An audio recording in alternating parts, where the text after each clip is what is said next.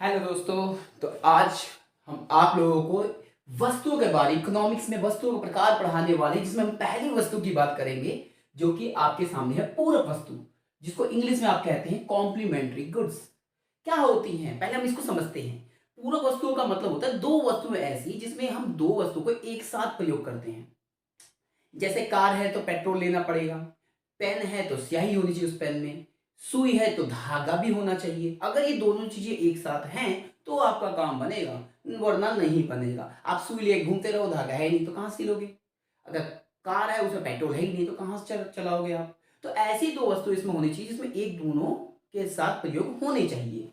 यहां पर हमें क्या बोला, बड़ी आसान सी डेफिनेशन आपकी लिखी गई है कि वह वस्तु जिन्हें संयुक्त रूप, संयुक्त का मतलब एक साथ, कार के साथ पेट्रोल, सुई के साथ धागा, ऐसे।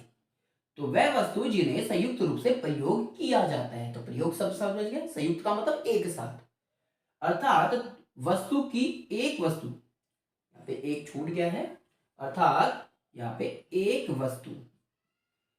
वस्तु की अनुपस्थिति हो जाए तो दूसरी वस्तु उपयोगी हुई हो जाएगी। इसका मतलब अगर कार है पेट्रोल नहीं है तो काम बिगड़ जाएगा, पेट्रोल है कार नहीं है तो भी काम बिगड़ जाएगा, सुई है धागा नहीं है तो भी काम बिगड़ जाएगा। तो सुई है तो धागा भी होना चाहिए, पेट्रोल है तो कार भी होनी चाहिए, तो दोनों वस्तु एक साथ होनी चाहिए।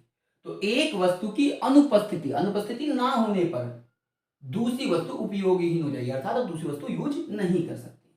ठीक उसी तरह से पेट्रोल और कार, पेन और स्याही, सुई और धागा। संबंध की बात करते हैं तो यहां पे देखेंगे कि इस स्थिति में एक वस्तु जैसे पेट्रोल है और उसकी कीमत की हम बात कर लेते हैं। तो आपको यहाँ दो वस्तु में क्या करना होता है, एक की कीमत लेनी होती है, दूसरे की मांग।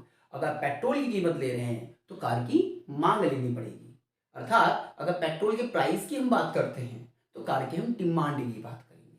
कैसे करेंगे, तो इस स्थिति में एक वस्तु है पेट्रोल, उसकी कीमत क्या होगी पेट्रोल की, समय के साथ कीमत मान लीजिए लगातार पेट्रोल सस्ता होता जाए, सस्ता होता जाए, सस्ता होता जाए, तो आपके कार चलाने की कॉस्ट क्या होगी, सस्ती होगी, क्योंकि कार किससे चलती है, पेट्रोल से।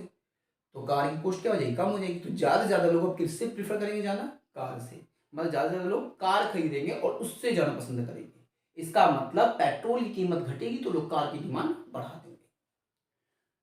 तो यहां पे देखिए कि इस स्थिति में एक वस्तु की कीमत और दूसरी वस्तु की मांग में विपरीत संबंध है। विपरीत का मतलब यह है कि अगर पेट्रोल का प्राइस घटा तो कार की डिमांड क्या होगी, बढ़ जाएगी। तो देखिए एक चीज नीचे की तरफ जा रही है और एक चीज ऊपर की तरफ। अगर पेट्रोल का प्राइस बढ़ा तो कार की डिमांड क्या होगी, नीचे घट जाएगी। यहाँ पे ये समझाने की कोशिश की गई है। और जब कभी विपरीत संबंध हो तो ग्राफ कहाँ बनता है, नीचे की तरफ।